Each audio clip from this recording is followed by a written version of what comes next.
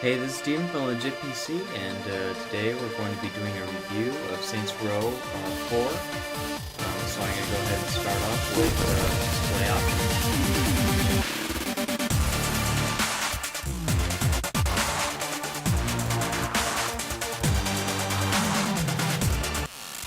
And so here you have, of course, just your preset. You can hit custom and change all in, like aliasing or any of that kind of thing.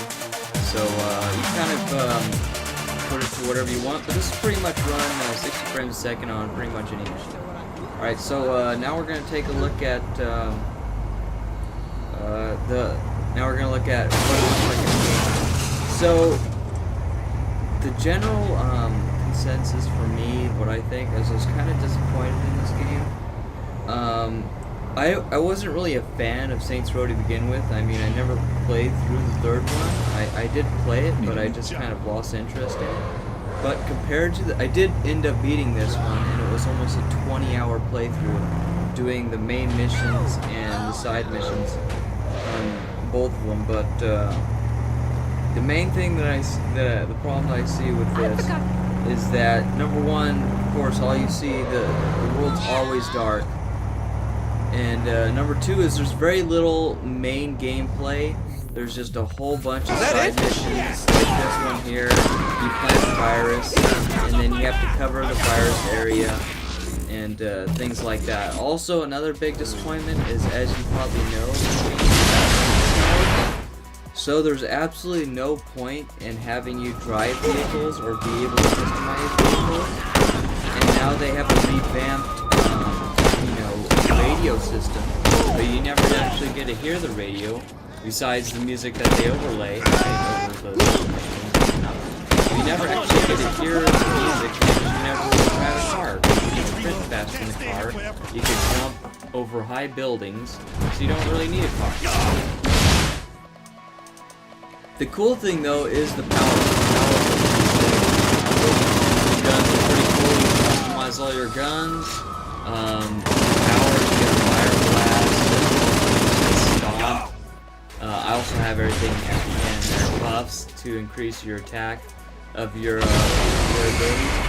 And also, a side note, that was a little early in the game. I showed up to your rift, so start explaining how you'll get me to my friends. I know how to navigate the Zin systems there are and parts travel that between are them. pretty funny in the game. If you can find the right simulation, I can open a gateway between that one and yours. I want to know you aren't just one of Zinniak's goons fucking with me. Because I have no love for the Zin, as I was once their prisoner too.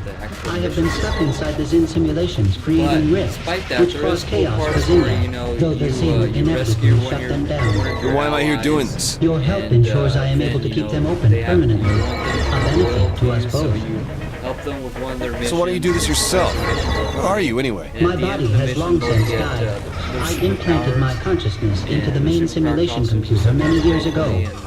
Then how can you open these gateways for me? I cannot.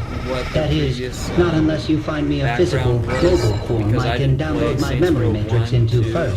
So I find you a body and I'm supposed to just trust that you'll help me? Unlike you, I keep my word and pay my debts. Besides, you know you need me. You meet a lot of the enemies from the cap. Have to destroy them or whatever. And that's pretty much what they go on. The only new characters that they have is basically the Zen. They just reuse old characters. That's what's kind of disappointing about it, is that they charge the full price for a couple added extra gameplay. There, finished your rift. My access code is 1331. Use it when you find me a suitable form. Character voice is pretty much the same. Added a couple more of your main characters. Watch out for the Zin's antivirus programs, as they will be laying obstacles in your way, which will break the flow of your use the same combined map. It's the virus. same Catching steel up to the port, Zin same thing, will except for it's destroy dark them all the and time, aid except your for at virus, the end. however. And it sometimes goes to this old school,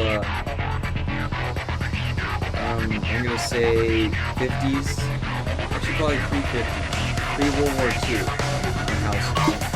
So, a little city like that, and some of the mini games like this one is pretty annoying. I never got this one down too great. It's just pretty hard to play. You smash into the walls and it slows you down and stuff. So it's just, and like I said, the ratio is really off as far as main gameplay to optional missions. There's probably like, if you just did the main missions, you'd probably get through it in like maybe 6 hours. But it ended up being 22 hours with all, clearing out the whole map, it is important to claiming all the succeed. territories, and it's definitely not like the third one, and you don't have cribs, you don't have, places you go into. You basically go to this rolling door to come out of the dungeon.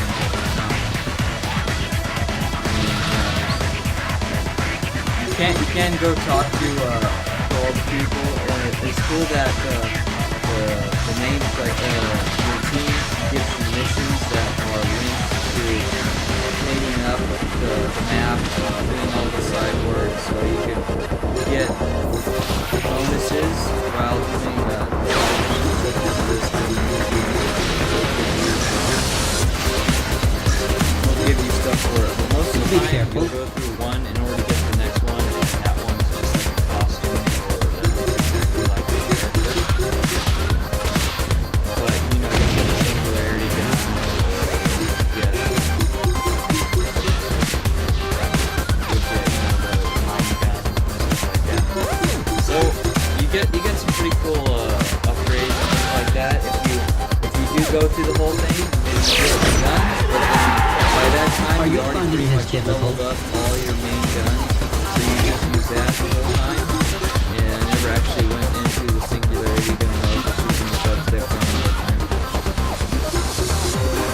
So it's as well as the story is kind of weird.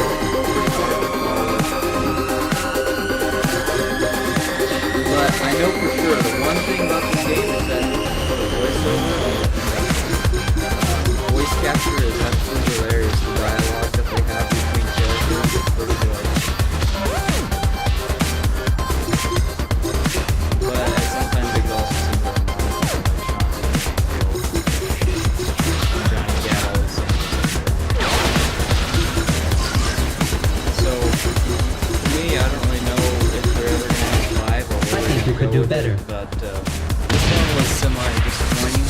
If I were to suggest a Saints Row, I'd probably suggest the previous one, Saints Row 3. That one, I personally liked rather driving the cars and jumping around supercars. I wonder where Brad is taking me to dinner tonight. And the epic scenes in this one are alright. The most epic scenes are the ones Keep going. and at the end, and even then they don't really make all that sense. The one at the beginning made sense. The one at the end made sense.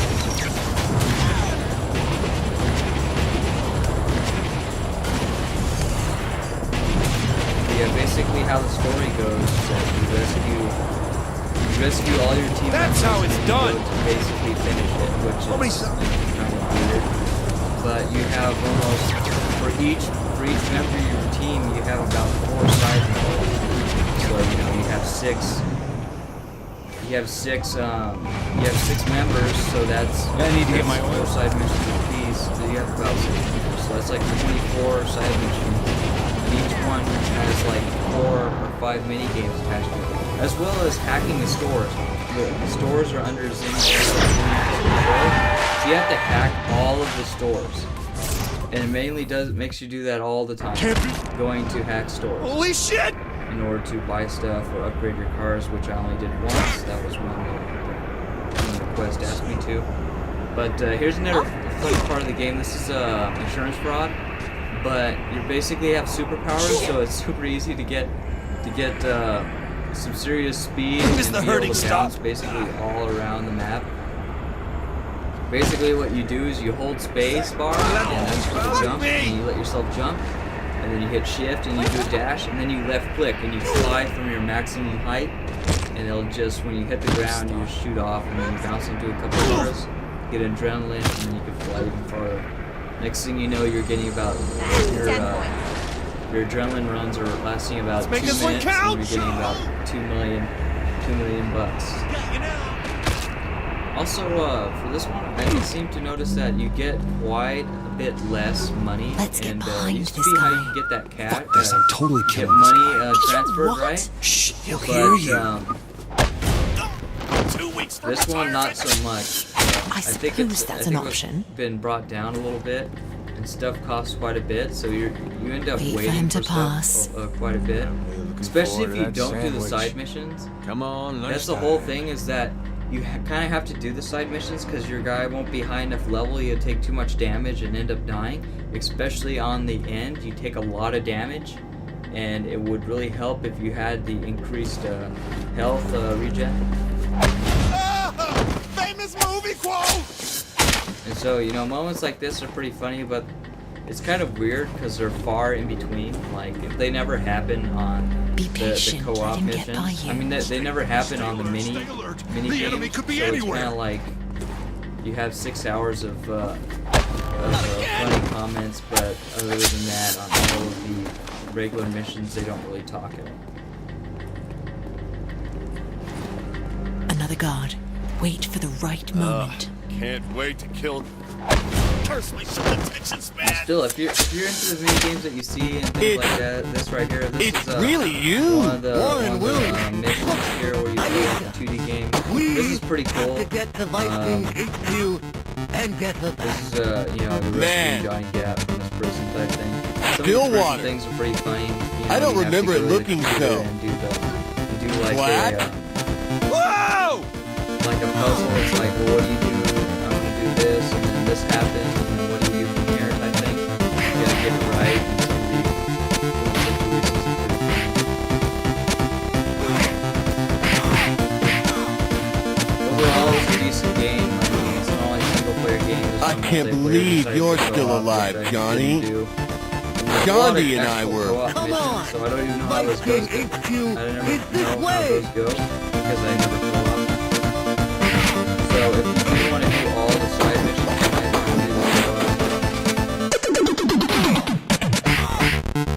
also another thing I wanted to add is that is that a lot of times when you have your gang, right, your homies, like Shanji, you know, the main characters, their homies, you barely help you.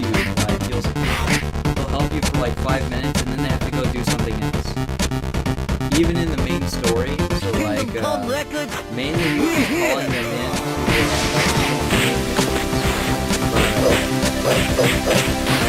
To be honest, most of the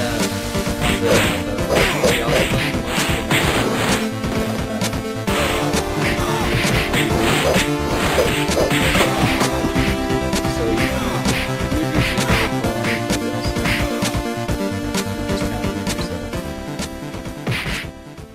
Where do you there think are you're definitely going? some missions where like the comedy's pretty good, and then next thing you know, you have unlimited respawn on your tower, so you just keep shooting, keep jumping up really high in the air, and just keep shooting flame balls and stuff like that. You're too late, Johnny. That's pretty good. You'll never defeat Marty, will you?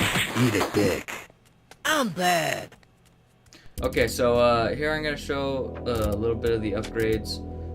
So you see, like, you get health upgrades, reduced damage, extra ammo for these types of things, dual wield, other types of things.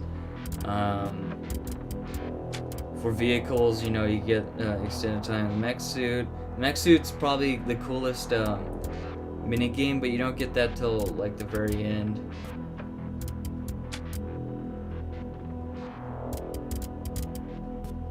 And then a bonus, and you see the cachet transfer to get more cachet per hour or whatever.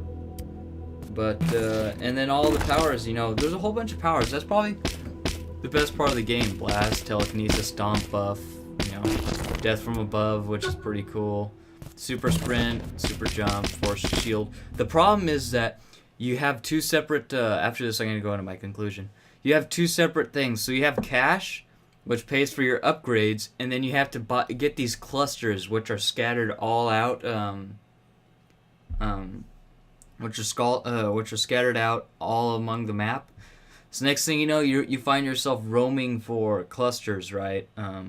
Collecting hundreds of them. There's like maybe 1,000 clusters, and next thing you know, you have 150 of them when you get to higher level stuff, it's like 50 apiece, and it takes you, 10 minutes to collect 50 of them, which, you'd rather just accumulate getting cash. So, I mean, maybe some things would have been done a little differently. There's definitely parts of the game that are really epic, and I'm going to my conclusion now.